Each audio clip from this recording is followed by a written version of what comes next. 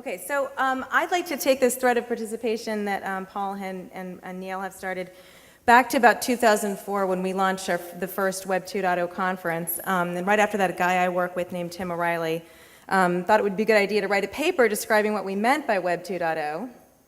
Does this work? There we go. No.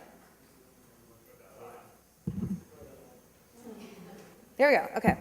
So there was a lot in this paper, and people really misunderstood it because it was a little bit crowded. But the core concept was that the web had become quietly, while no one was looking, a platform for people to participate.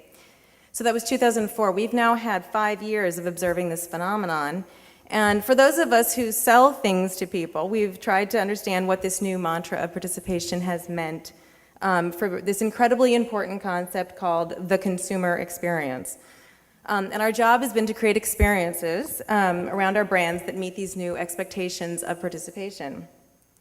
But then something else happened, and the significance of which I don't think we've really grokked yet, and that's that we elected Barack Obama president. And by we, I think I mean the internet.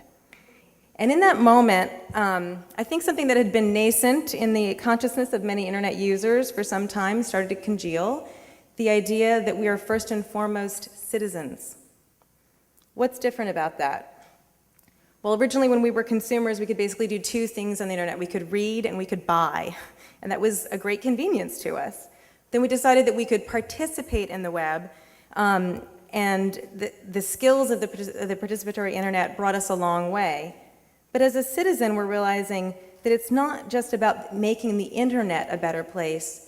It's about the internet making the world a better place, and that we can bring those skills to bear on that agenda.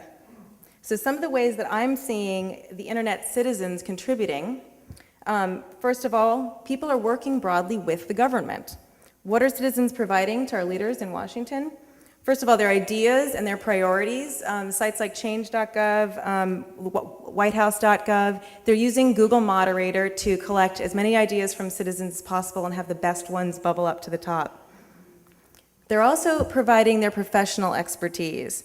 So coders are engaging through applications like Apps for Democracy, Apps for America. We're actually hosting the next Apps for America at our next conference in DC. There we go. Our next conference in DC in September. But not only that, designers are mocking up improved websites, versions of government websites, like the Supreme Court website. And they're offering this design up to the public, to the government, whoever, and the government's actually listening, which is great. They're also providing their attention.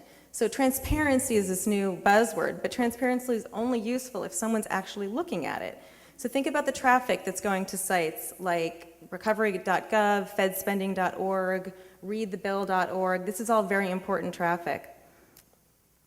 So the spirit of internet citizenship is obviously bubbling up from the ground, but it's also coming directly from the top, from the White House. So we know Barack Obama couldn't have won without this platform of participation, but he's also made it a top priority in terms of how he actually governs. So I've mentioned whitehouse.gov, recovery.gov, data.gov. These are this whole host of sites that are helping us out with this, but there's also this OpenGov initiative. This is a memo that Obama wrote on his very first day in office, and it basically says to all the heads of executive departments and agencies that they have 120 days to give him a thorough plan of how they'll make their agency more participatory, open, and transparent. And if you read the memo, it's kind of inspiring because it's clear that he really means business. He did this on his first day in office. So there's this healthier dialogue now between the government and citizens, but there's also this trend that Scott Heiferman at Meetup has called not DIY, but DIO, do it ourselves. And the best example of this comes from Hawaii. Turns out there was this road that was closed in Hawaii. It was led to a state park, and the government basically said, that costs $4 million, we don't have it, we don't know when this is going to be fixed. But there were business owners and individuals who relied on that road and that state park being open for their own, for their livelihood, and they said, screw it, we're going to do it ourselves. They got machines, they didn't hire people, they actually built the road, and they did it in 8 days. And it opened in time for tourist season. So this may be a sort of extreme example, but we're seeing things like this more and more often now.